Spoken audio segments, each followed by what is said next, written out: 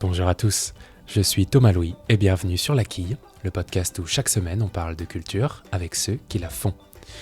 Aujourd'hui, je reçois un danseur, un vrai.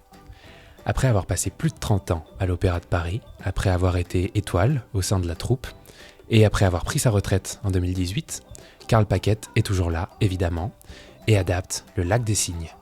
Le ballet classique, que l'on connaît tous, a été réajusté et chorégraphié par Fabrice Bourgeois à destination d'un public plus familial, et notamment les enfants. Mon premier Lac des Cygnes se tiendra au Théâtre Mogador à Paris à partir du 30 novembre et pour 25 représentations exceptionnelles pour les petits comme pour les plus grands. Et c'est bien ça, la force de ce ballet. Il permet d'ouvrir le champ des possibles, de montrer la danse comme une technique, comme un art, mais aussi comme un moment de grâce accessible à tous. Et avec Carl Paquette, on va parler de l'approche qu'il a eue de ce spectacle lorsqu'il a dû l'adapter à un jeune public, de ce que veut dire être un danseur étoile retraité alors qu'on a la quarantaine seulement. Mais on va aussi parler du rapport au corps, au costume, qui conditionne également l'approche de la danse. Bonne écoute. Bonjour Carl Paquette. Bonjour. Alors, on est réunis à l'Hôtel du Nord, que le cinéma a rendu célèbre, mais on va parler de danse.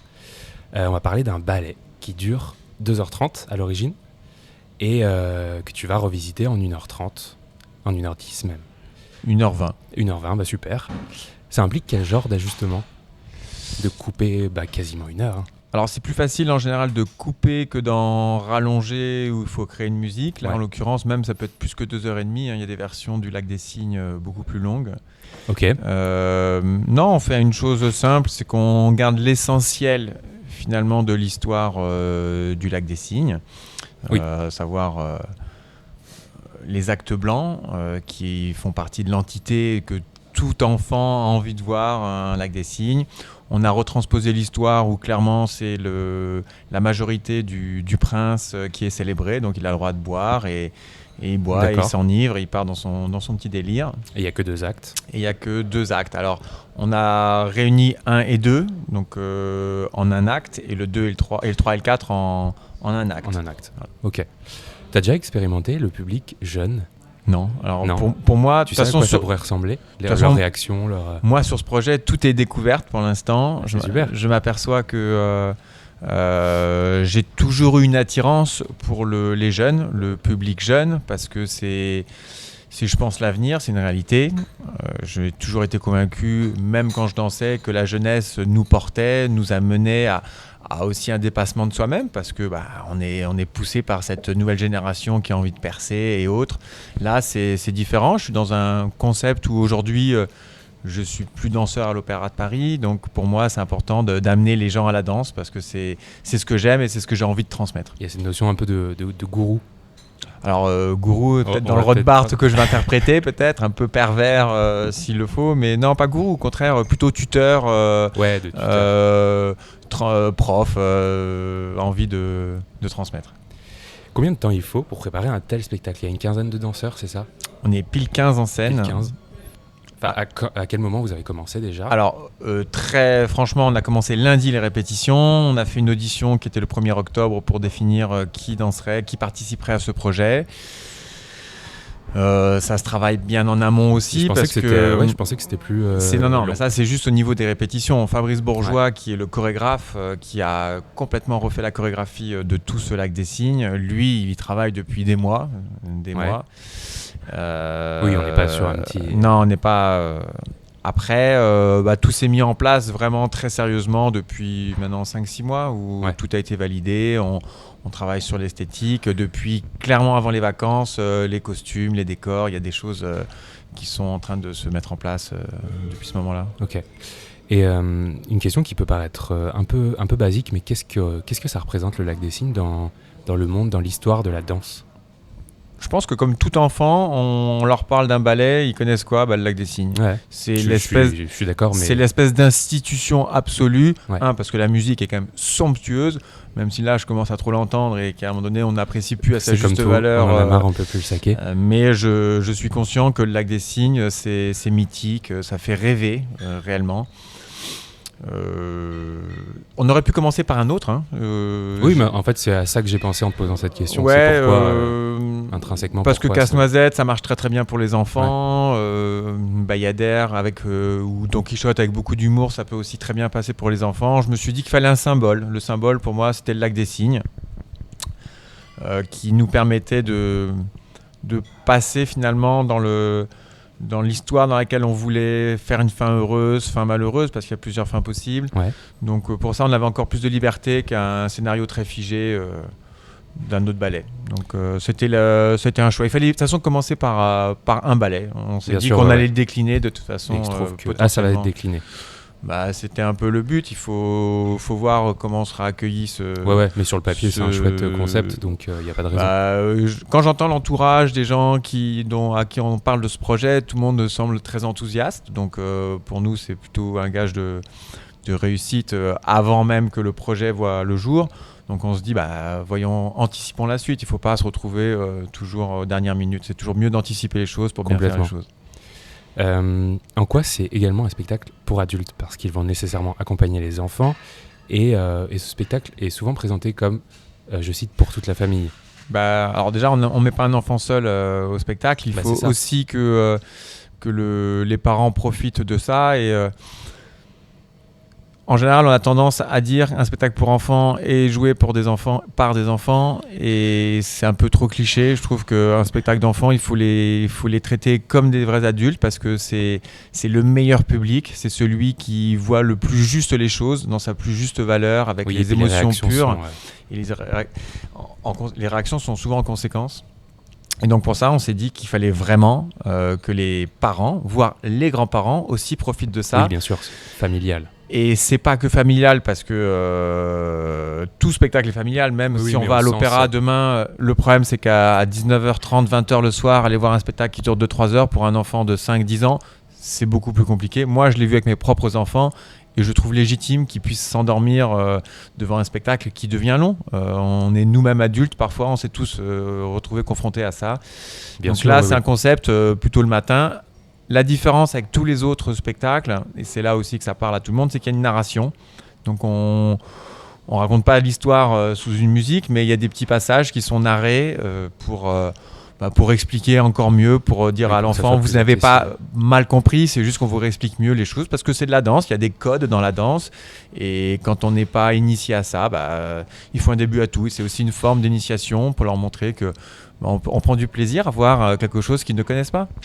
Et bien justement, quel conseil tu donnerais aux enfants qui veulent faire de la danse leur métier et qui seront probablement dans la salle ?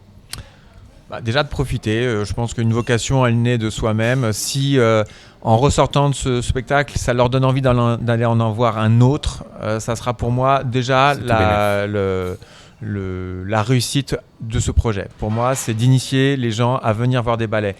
Après, les vocations, elles naissent aussi de même, d'un environnement familial qui le permet. Il faut que derrière, des parents accompagnent l'enfant. C'est pas un enfant seul qui se bat contre une famille pour pouvoir faire de la danse. Ça, c'est toujours un gros dilemme. Ouais. Parce qu'il y a un aspect financier, il faut pas le cacher. Bien sûr. Moi, j'ai aussi ce projet et j'espère qu'il va avoir le jour dans les prochaines semaines. C'est de créer une association Rêve d'étoiles pour aider les enfants dont les parents n'ont pas les moyens de les amener à pouvoir suivre des cours de danse, à pouvoir... le but est pouvoir l'élargir au maximum selon les dons qui seront faits à ce moment-là. Mais c'est vraiment dans ce but-là, moi, d'amener les gens à la danse.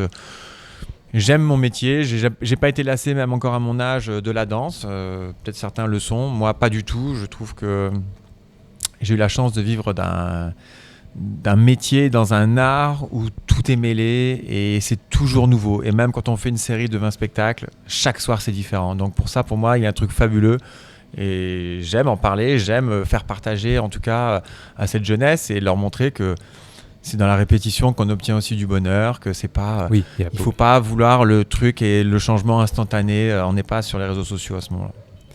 Bien dit.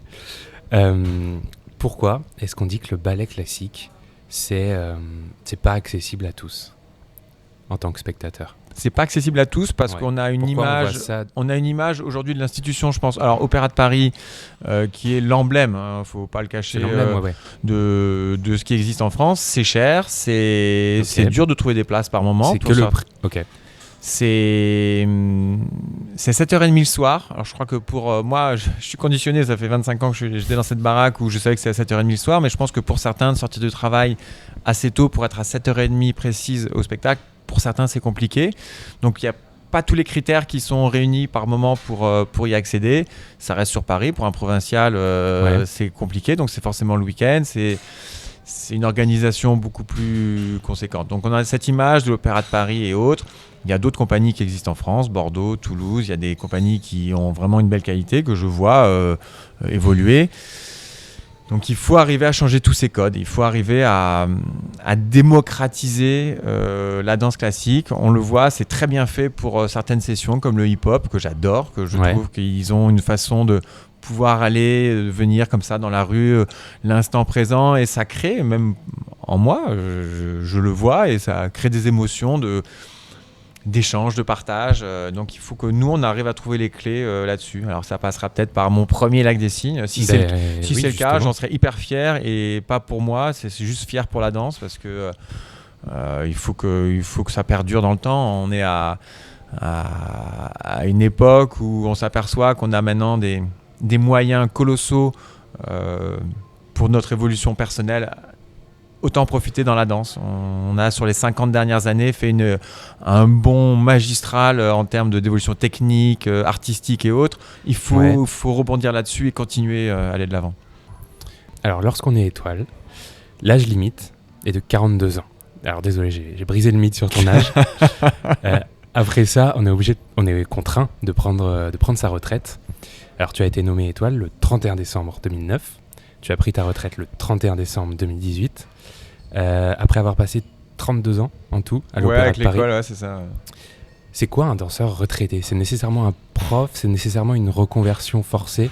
Alors, un danseur retraité, la classe absolue, c'est d'être avec toi aujourd'hui, Hôtel du Nord. Il est quelle heure là ?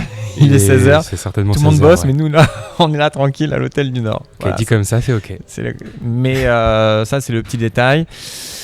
Non, qu'est-ce que ça fait ? Je trouve que... Alors, il y a 2 points. Il faut accepter, et pour certains, ça l'est pas forcément, il faut accepter de passer à autre chose.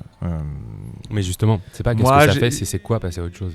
Ouais, mais moi, quand j'étais jeune et que je voyais les vieux danseurs qui s'accrochaient et qui voulaient continuer à faire les mêmes choses et toujours les mêmes choses, à un moment donné, il faut accepter qu'on n'est plus dans le corps d'un gamin de 18 ans, qu'on peut plus danser les mêmes choses, qu'il faut accepter d'évoluer. Donc, ça passe par d'autres rôles, et on en a besoin. Ouais. Et ça passe aussi... par la transmission, par la chorégraphie, par une direction, peu importe ses choix, mais il faut savoir accepter qu'on ne peut pas danser éternellement. Donc, il faut se faire aussi cette réflexion en soi, d'aller chercher au plus profond de soi-même ce dont on est capable. Moi, ça fait des années que j'y réfléchis, que je savais que le couperet allait tomber, pas un 31 décembre, mais je savais qu'il allait arriver à mes 42 ans. Ouais. Et j'ai toujours voulu transmettre. Donc pour moi... Je me suis toujours visualisé enseignant, prof à l'école de danse, parce que ça a toujours été quelque chose, fils de prof, on va pas se réinventer. Ça me plaît quand je vois mes propres enfants, le bonheur qu'ils ont de partager des choses avec certains de leurs profs et autres. Et moi-même, j'ai aimé la danse parce que j'ai une super directrice d'école de danse, parce que j'ai eu un professeur, Max Bozzoni, qui m'a... à sa manière à lui, amener à aimer la danse sous toutes ses coutures. Oui, c'est le pouvoir de la transmission. Et alors là, ça passe aujourd'hui par ce projet. Tant mieux si je peux après récupérer des gamins qui me disent « Ah je suis venu voir votre Lac des Cygnes, j'ai envie de faire de la danse », mais je serais le plus heureux d'aller leur transmettre tout un savoir. Ouais. Et donc ça passe par là. Réellement, 42 ans, il faut accepter de faire autre chose. Donc ce projet me prend beaucoup de temps. Ça me fait lever très tôt. Je réalise que quand on est danseur, on s'occupe beaucoup de soi. Là, il faut s'occuper de tous les autres. Parce que je ne suis pas seulement danseur dans ce projet, je suis surtout le directeur artistique. Donc je chapeaute tout le monde. J'apprends énormément. Je rencontre des gens fantastiques. Je suis très fier de l'équipe artistique au complet. On a Fabrice Bourgeois qui est notre chorégraphe, qui est un vrai génie de la chorégraphie. On a Clément Hervieux-Léger qui est un ami d'enfance et qui a refait le livret, qui fait la narration notamment dans le ballet. Xavier Ronce qui est responsable du service couture à l'Opéra de Paris et qui a redessiné tous les costumes et qui chapeaute toutes les équipes pour la fabrication des costumes. On a Nolwenn Clairet, qui est une artiste peintre que je connais depuis des années et qui a fait un petit bijou de ses décors, qui voit dans le détail jusqu'au bout. Et toute cette équipe, on a réussi à trouver donc tous les danseurs. Comment vous les avez trouvés justement ? On a fait une audition depuis le 1er octobre. Ils ont été choisis et ils sont pieds au plancher déjà. Et donc là, tout ce monde-là qui travaille au quotidien, parce que c'est bien pas sûr, juste une projection, c'est au quotidien qui nous amènera au 30 novembre à la première. Et donc ça me met en joie de voir que ça évolue chaque jour, une petite pierre à l'édifice. Danseur, est-ce que c'est une carrière qui est définie par les concours, par la compétition ? Alors, pas forcément concours-compétition, mais plutôt rigueur. Par la rigueur. Par la rigueur, ça peut passer par un concours. Moi, je suis pas contre le concours. Je trouve que c'est toujours bien de se challenger soi-même. Alors, il y en a beaucoup qui comparent ça. Maintenant, il faut pas les mettre en doute. Il y a le côté, on va protéger la psychologie de l'enfant, mais à un moment donné, il faut appeler un chat un chat. Quand on veut monter étoile, une réalité, c'est que c'est pyramidal. Donc, plus ça va, et moins il y a de postes, et plus il y a d'enjeux. Donc, est-ce qu'il faut travailler plus que les autres pour devenir étoile ? Pour ma part, en tout cas, ça a été le cas. J'ai eu la sensation de devoir m'accrocher plus que les autres à la barre et de devoir faire plus. Je me sentais pas le plus doué de ma génération, donc c'est une réalité. C'est pas. Donc le travail a payé pour le coup. Pour ma part, j'ai l'impression qu'en tout cas le travail a payé. C'est pas qu'une histoire d'hygiène de vie. Et quand on travaille, on favorise la petite chance qui peut nous être offerte ce jour-là pour s'en saisir et profiter de l'espace qui est à ce moment-là ouvert et de dire mais moi je suis prêt, j'ai travaillé pour ça. Donc tu as travaillé, mais tu es également grand. Est-ce que c'est un... Je suis pas le plus grand. T'es pas le plus grand, non. Peut-être, mais tu fais 1m83. Ouais. Non, je suis pas arrivé avec un double décimètre, pour ceux qui nous écoutent, je vous rassure. Mais d'un point de vue physique, est-ce qu'il faut être grand ? Alors j'ai aussi, et j'en ai pris conscience assez tardivement, que j'avais les qualités de mes défauts aussi. On m'a beaucoup reproché, moi, quand je suis rentré à l'école de danse, tout court, que j'avais pas des jolis pieds, que j'avais des genoux un peu cagneux. Après, on juge pas un danseur et une carrière que sur ça, mais toute mon école de danse, même à mon entrée dans le ballet, on me rappelait régulièrement, mais Karl, il a pas des beaux pieds, ça fait pas une jolie ligne, puis il a des genoux un peu, c'est comme ça. Et après tout, j'ai vécu toute ma carrière.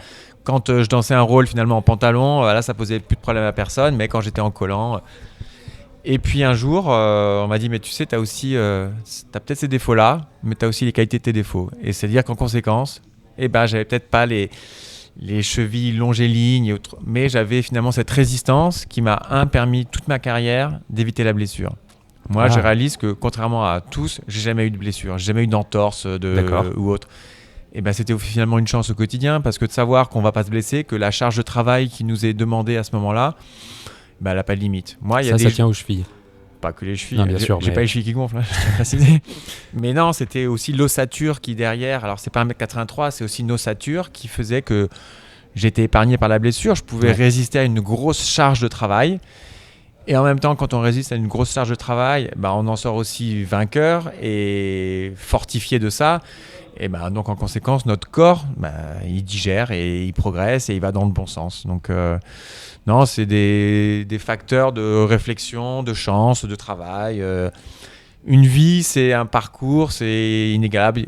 On a l'impression que souvent, on dit lui, il a pas de chance en permanence.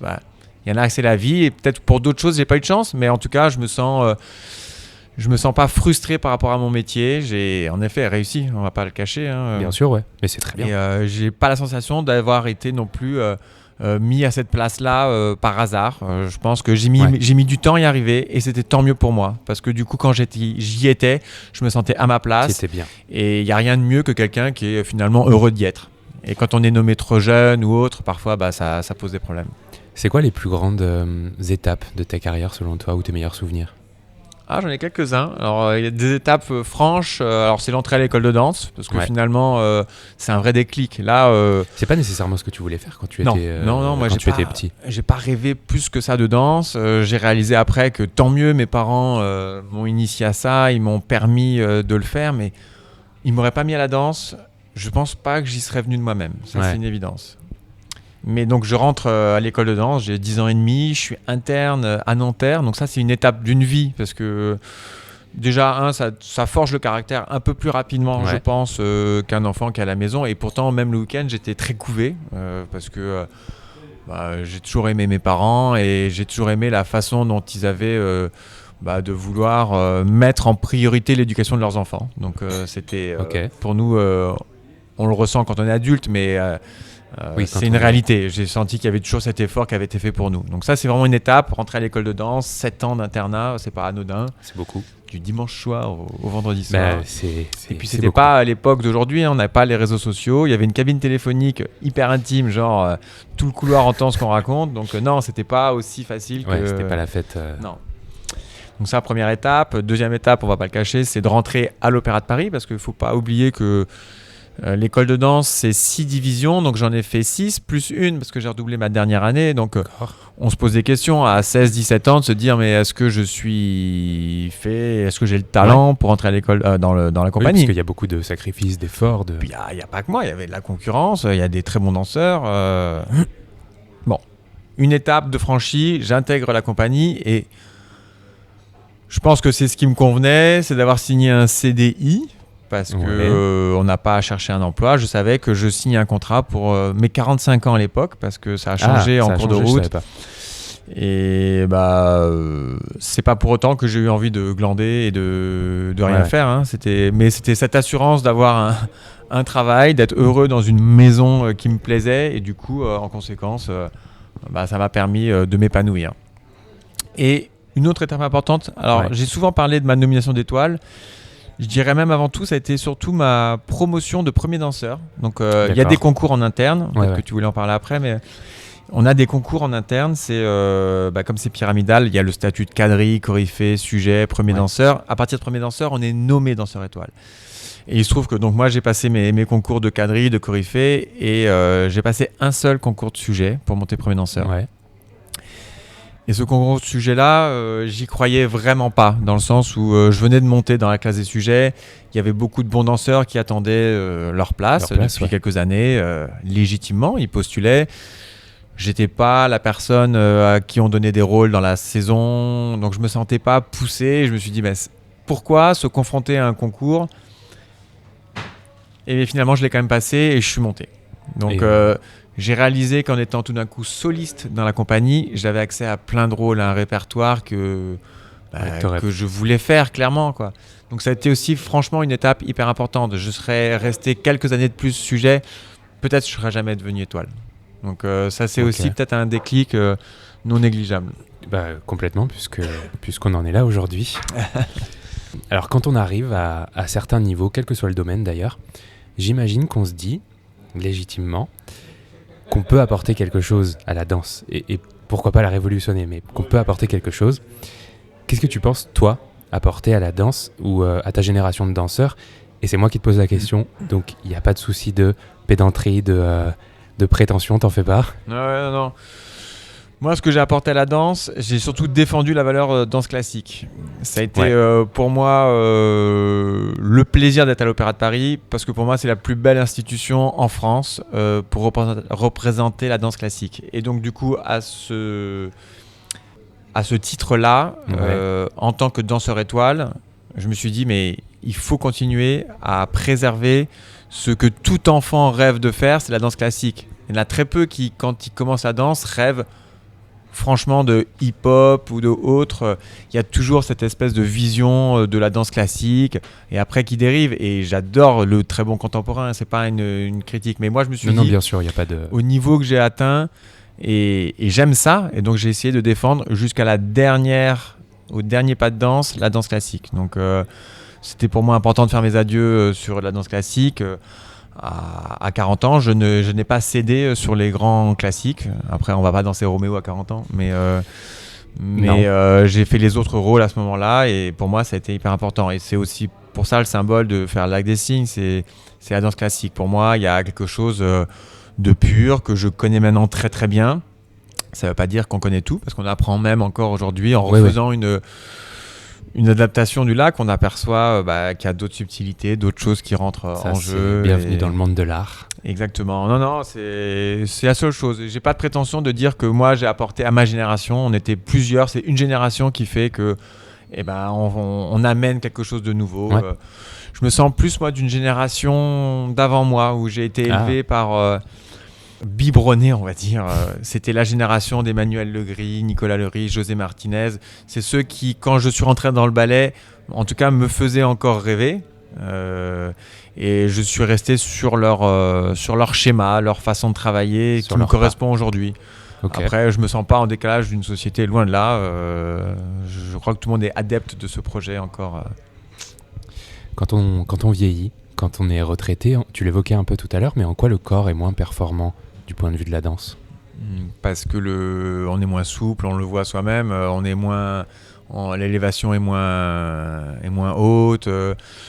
L'endurance, on a du mal à garder le rythme à 100% comme avant, c'est une réalité. Après, il y a le bonheur de la maturité artistique qui vient pallier ces manques physiques, techniques. La vie est bien faite, quoi.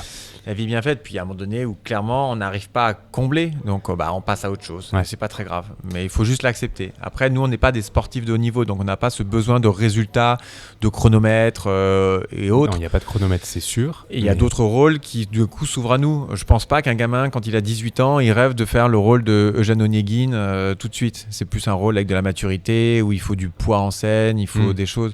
Donc c'est très bien, et puis il y a des rôles à ce moment-là qui s'offrent à nous. Il faut juste accepter de faire une évolution. Et ça, c'est le principe même de tout danseur qui doit accepter qu'il y a une évolution qui se fait. Il faut chercher d'autres façons de travailler. On ne peut pas travailler de la même manière à 18 ans tout fougueux et à 35. À un moment donné, le corps, il ne tiendra pas. Et c'est ça qui est intéressant. Répéter un mouvement, répéter un pas, ça implique quel lien avec son corps ? C'est l'abnégation de le faire tous les jours, et même quand on n'a pas envie de le faire, il faut le faire. Même encore aujourd'hui, là, on travaille sur le lac des Cygnes. Tous les matins, je refais les mêmes exercices, les mêmes pliés, les mêmes dégagés. C'est normal, ça passe par ce travail-là. Comme un musicien, il fera ses gammes. Comme un comédien, il va répéter, il va travailler sa voix. Enfin, il y a plein de choses qui sont... L'abnégation. Ouais. C'est ce que ça a conditionné la danse dans ta vie ? L'abnégation, pas que, non, plaisir. J'ai quand même envie de remettre cette notion tant mieux. De plaisir, parce que il faut réussir à trouver le plaisir dans ce travail. Moi, je sais que je pouvais passer 6-7 heures de répétition par jour à l'opéra, mais s'il n'y avait pas ce plaisir d'être là, de rigoler, de partager avec les autres dans le studio, non, oui, ça devient dur, quoi. C'est du labeur pour du labeur. Alors...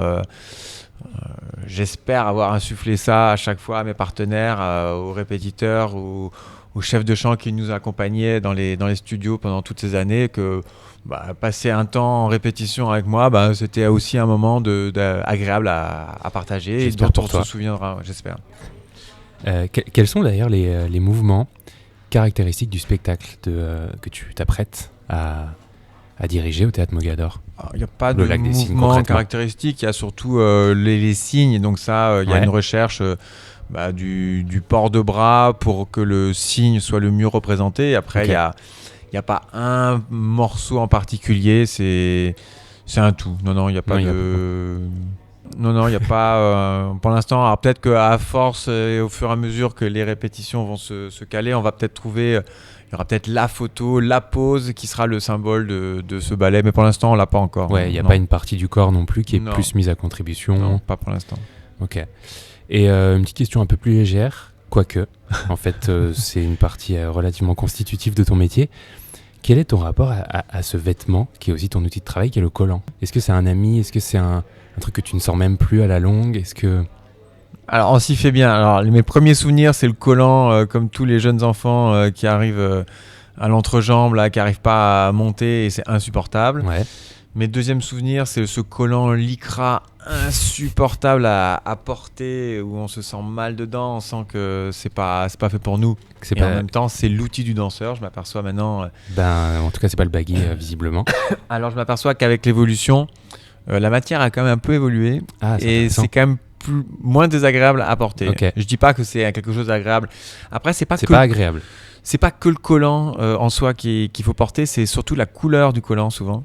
Et il n'y a pas un danseur qui te dira j'aime porter un collant blanc. Voilà. Et on devine aisément pourquoi. Mais pourquoi blanc ? Parce que on voit toutes les toutes les aspérités, tous les défauts de la jambe. Et Ouais, bon, tout, comme tout danseur, on n'a pas forcément une vision de ses qualités, mais plus de ses défauts. Donc on verra toujours le défaut dans la jambe en priorité. Donc un collant noir par défaut, on voit moins les ailes. Voilà. On l'aime mieux. Ok. Et une dernière petite question que je pose à tous mes invités. Quels sont tes derniers coups de cœur culturels ? Alors, c'est aussi une rencontre personnelle.